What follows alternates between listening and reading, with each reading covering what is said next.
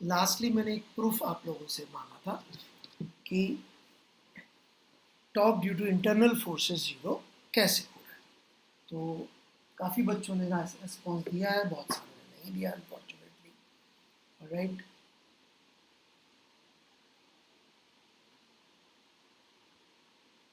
तो देखिए, यदि हम टू पार्टिकल सिस्टम लेके पहले बात कर लेते हैं, फिर वो अपने आप बाकियों के लिए हो जाए। इस पे यदि अपन इंटरनल टॉर्क लिखें तो वो क्या होगा? राइट, वो होगा पोजीशन वेक्टर ऑफ वन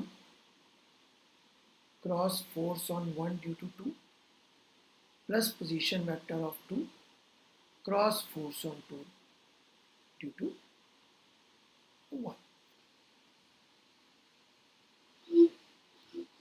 अब यदि मैं न्यूटन थर्ड लॉ यूज करूं, जो कि कहता है force on one due to two is negative of force on two due to one, तो हमारी equation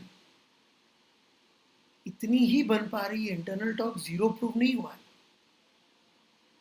by Newton third law internal torque zero prove नहीं होता। अब ये थोड़ी डीप फिजिक्स है, पता नहीं आप लोग कितना समझ पाएंगे।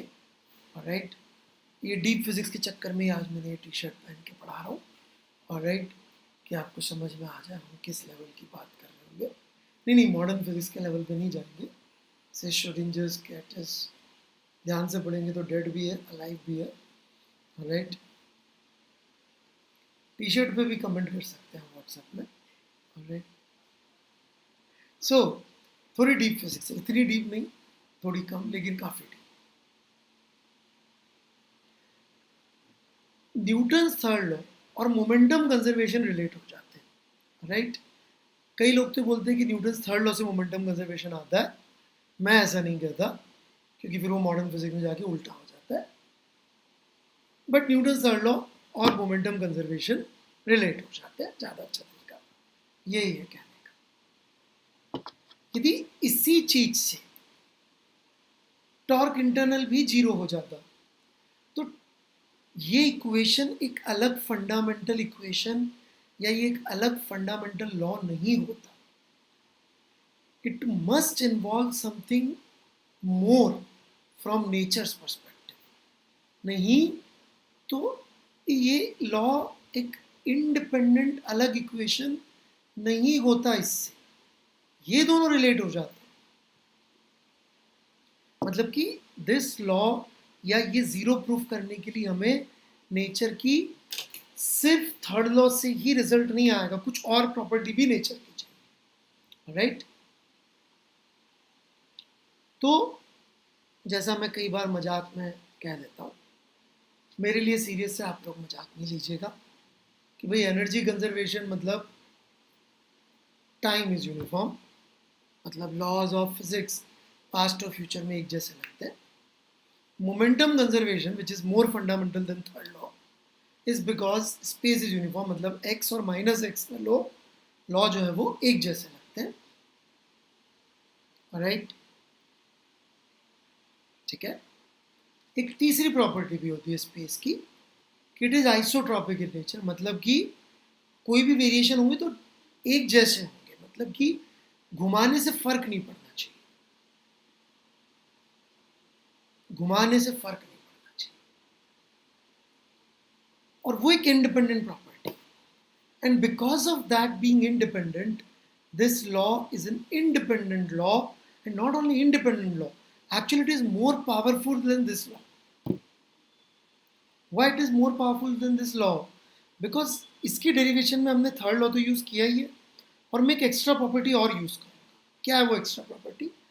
Late me try to explain, समझ में आ जाए तो, नहीं आए तो टेंशन मत लीजिएगा, ये बहुत डीप फिजिक्स है। राइट, मैंने पहले ही कहा इतनी डीप है कि मैंने आप लोगों को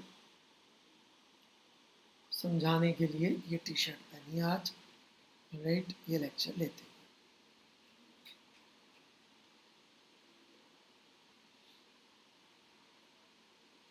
मान लीजिए कि force on one due to two ऐसा है, तो by third law force on 2 due to 1 ऐसा होगा, equal and opposite. Third law तो क्या था, इक्वल एंड अपोजिट होना चाहिए। Now there is a big problem. What is the big problem? इस फोर्स के दो कंपोनेंट कर लेते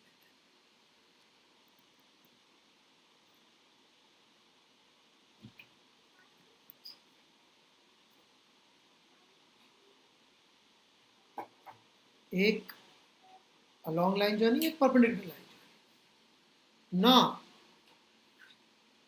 if we rotate this whole thing about the axis,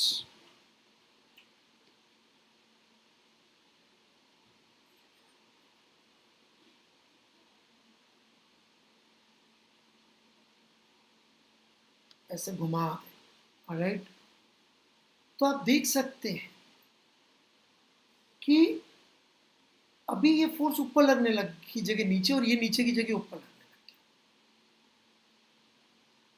और चेंज कुछ भी नहीं हुआ। ये बहुत इंपॉर्टेंट बात है। कई लोग ऐसे घुमा देते हैं, बोलते देखो सर ये फोर्स उल्टे हुए, वहां तो स्पेस में चेंज हो गया है, M1 M2 सेम जगह पर रखे हो, लेकिन हमने ऐसे घुमा दिया इस एक्सिस के अबाउट।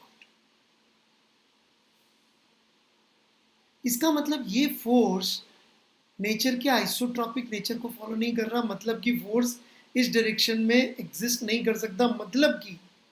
मतलब कि ये दोनों पार्टिकल्स जब भी एक दूसरे पे फोर्स लगाएंगे, M1 और M2, तो ये लाइन ज्वाइनिंग के अलोंग ही लगा सकते हैं। ये इंडिपेंडेंटली आया है थर्ड लॉ से। थर्ड लॉ तो इतना बोलता है ऐसा भी चलेगा थर्ड लॉ। और वंस यू प्रूव दिस, अब it is very easy to see कि जो फोर्स ऑन 1 ड्यू टू 2 है वो साफ साफ दिख रहा है। Position vector of 1 with respect to 2 ही आ रहा है। नहीं दिख रहा हो तो मैं बना के दिखा देता हूँ।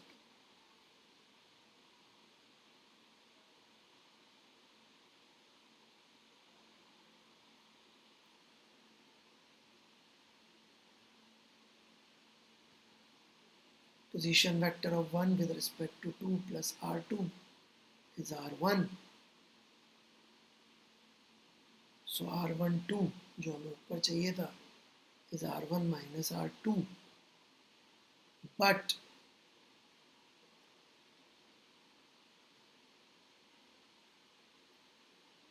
it is clear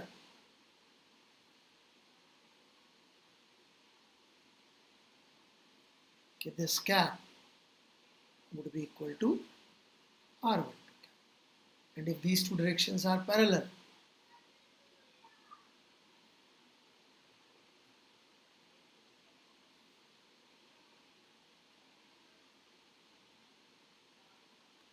the cross product would be 0. So internal force का टॉर्क इसलिए 0 आता है बिकॉज जो फोर्सेस होते हैं वो ना केवल थर्ड लॉ को फॉलो करते हैं परंतु वो लाइन जॉइनिंग के अलोंग भी लगते हैं। तो इसलिए मैं एक्सपेक्ट नहीं कर रहा था आप लोग प्रूफ दे पाएंगे क्योंकि एक्स्ट्रा प्रॉपर्टी आपको मैंने कभी पढ़ाई नहीं, लेकिन ये एक नई चीज़ मालूम पड़ी कि ये एक नेचर की ज़रूरत है जो अपन ग्रेविटेशन लॉ कूलम लॉ में थोड़ा बहुत यदि सुन रखा हो तो फोर्सेस लाइन जॉइनिंग के अलोंग लगते हैं। That is basic requirement. यदि वो नहीं होता तो एंगुलर मोमेंटम कंजर्वेशन नहीं होता, या एंगुलर मोमेंटम कंजर्वेशन नहीं होता तो या कंजर्वेशन या ये इक्वेशन कह लीजिए तो स्पेस आइसोट्रॉपिक नहीं होती, क्योंकि M1 M2 वहीं रहे, घुमा दिया अभी भी सब कुछ वही है, लेकिन ये दोनों कंपोनेंट फोर्स के उल्टे हो गए, मतलब ये कंपोनेंट कैन नॉट एक्सिस्ट। बड़ा ब्यूटीफुल सिंपल लॉजिक है लेकिन शानदार लॉजिक है। नहीं समझ में आया तो लिखिएगा व्हाट्सएप पे, दोबारा